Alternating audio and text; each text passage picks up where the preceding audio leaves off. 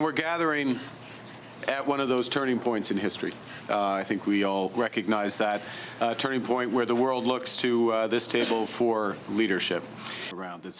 Some of the most powerful people in the world gathering in Alberta, in Kananaskis, for the G7.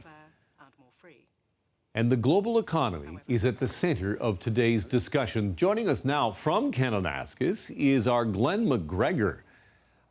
Glenn, Mark Carney's first order of business here is meeting with President Donald Trump. What came of that?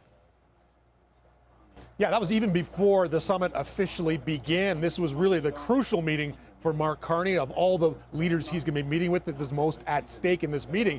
And it began on kind of a bizarre note because Trump came out and went on this rant, standing next to Mark Carney in their meeting room, a rant about Vladimir Putin and Russia and how they should be reinstated in the G7. Of course, they used to be part of what was called the G8.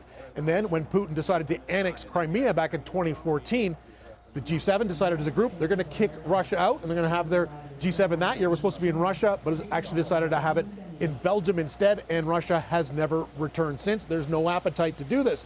But Trump blamed former U.S. President Barack Obama for that decision, and he also blamed former Canadian Prime Minister Justin Trudeau, which doesn't make any sense because Trudeau wasn't Prime Minister at the time. He was a year later that he was first elected. It was Stephen Harper who was in power then. But then they eventually turned to the issue at hand, and that, of course, is trade.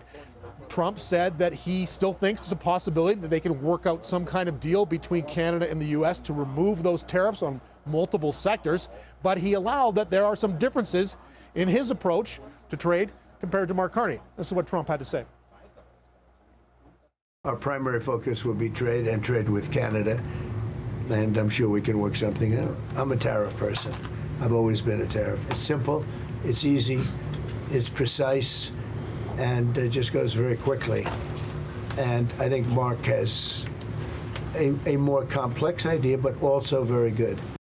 Obviously, tariffs are the #1 issue for Canada, but for the G7 as a whole, there are many world threats to discuss, including conflicts overseas and the escalating violence between Israel and Iran. What did we hear from President Trump about that?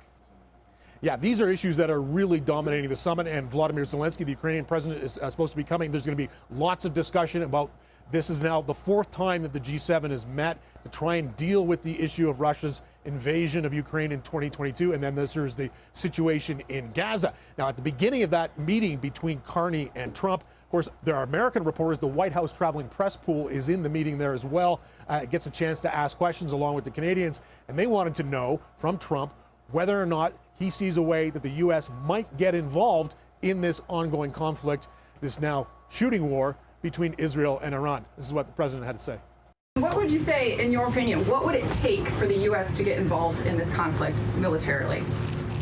I don't want to talk about that. So he doesn't want to talk about it for quite obvious reasons, because that would put the United States in a difficult position. He maintains that Iran should have been more cooperative, seeking a deal on their nuclear program with the United States. Of course, remember when Trump was president the first time, that he basically tore up the deal that Barack Obama had signed. So there doesn't seem to be like an immediate hope for that. Glen McGregor in Kananaskis. Thanks, Glen. Thanks.